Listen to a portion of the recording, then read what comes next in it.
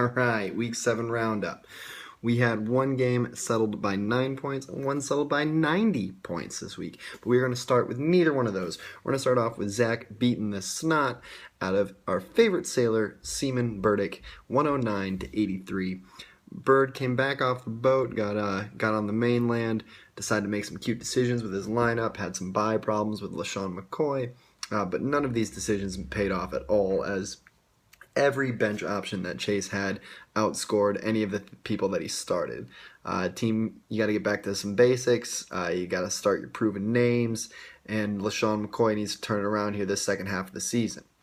Zach moved above 500, but really depended on a 39-point performance from Russell Wilson. He had 6 other players who scored in single digits, and you have major concerns at running back and wide receiver. You got to get yourself together.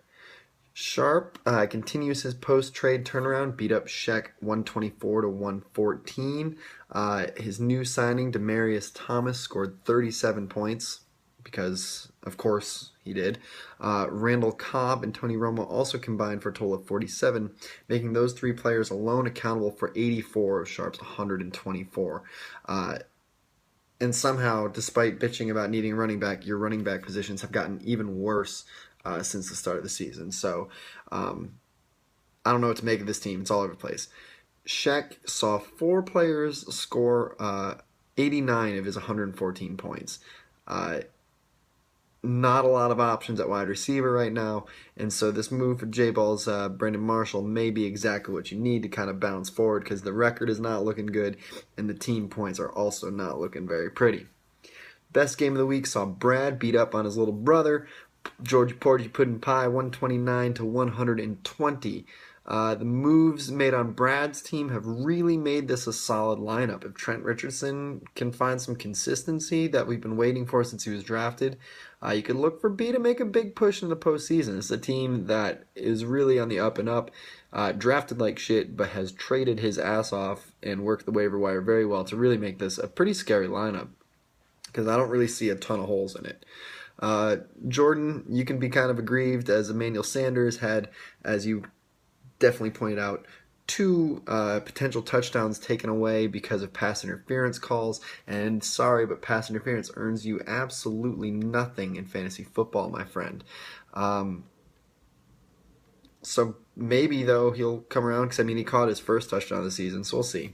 Also, a slump by the Bears has also seen your team kind of dip a bit, because Jay Cutler fucking sucked last week and scored 9 points. I don't think that's going to keep happening, so I think you're safe there, but that kind of came at a bad time. Tom then proceeded to beat the ever-living fuck out of Barron, 139 to 49. Only 8 points shy of Zach's record of the largest margin of victory, which is 98 points. An uncharacteristically strong 31-point performance from Golden Tate really kind of pumped up Tom's stats for the week. He only had 4 players that broke 15 points. Peyton Manning's record-setting night also earned him 31 points. And so it was one of those things where it was a good game, but there were definitely a couple standouts that really carried this team. But that's all you're really going to need. If you're going to get 61 points from Manning and one of your receivers, good luck. Nobody's going to stop you. Barron never checked the injury reports before the game. He started Calvin Johnson, who was questionable, and then did not play, and so that gained you 0 points. 0 points. And you were smoked by the fantasy gods for that one. You got to check your lineups, bro. You got to do it. You can't just be like, oh, Q looks good, questionable, I'll give it a shot. You're not stuck with that decision. Just go there. Like a couple minutes before the game, check it out, 5-10 minutes, then change your lineup. Because you never know what's going to happen with these meatheads. One of them might even be fine and then not play for some fucking reason. And finally, I beat J-Ball 156 to 103 and won my first weekly beer of the season. Go me. But of course, in my standard lifestyle, I'm out of beer. And so there will be no weekly beer for me.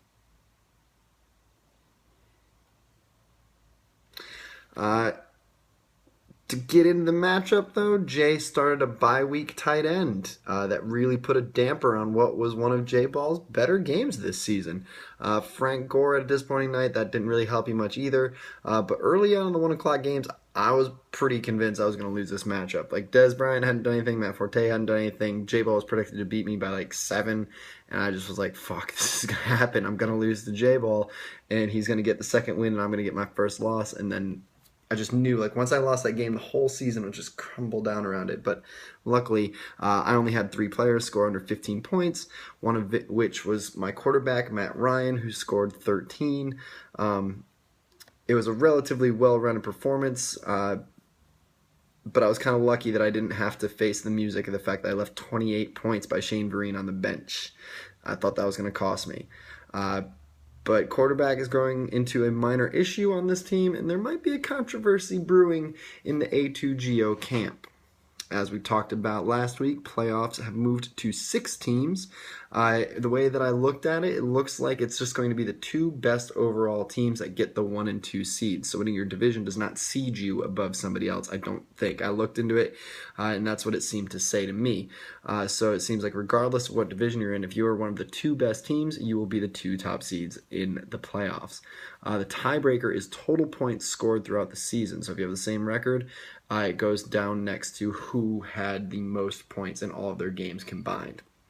As of right now, I'm the last undefeated team, leading the league at 7-0.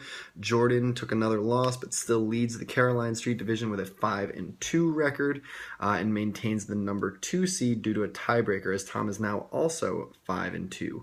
Brad and Zach are the 3 and 4 seeds, respectively. I guess that's 4 and 5 seeds, respectively, with 4 and 3 records, and Sharp's 3 and 1 record earns him the final spot. Bird right now has the best shot at stealing that 6th seed, while Sheck is also not too far off. The pair of 1 and 6 teams, J-Ball and Barron, you got your work cut out for you. You're not out of it yet, but a lot of things are going to have to go your way if you want to make the playoffs. Buys continue this week, trades end November 12th, and fuck me, right? Commissioner sucks, blah, blah.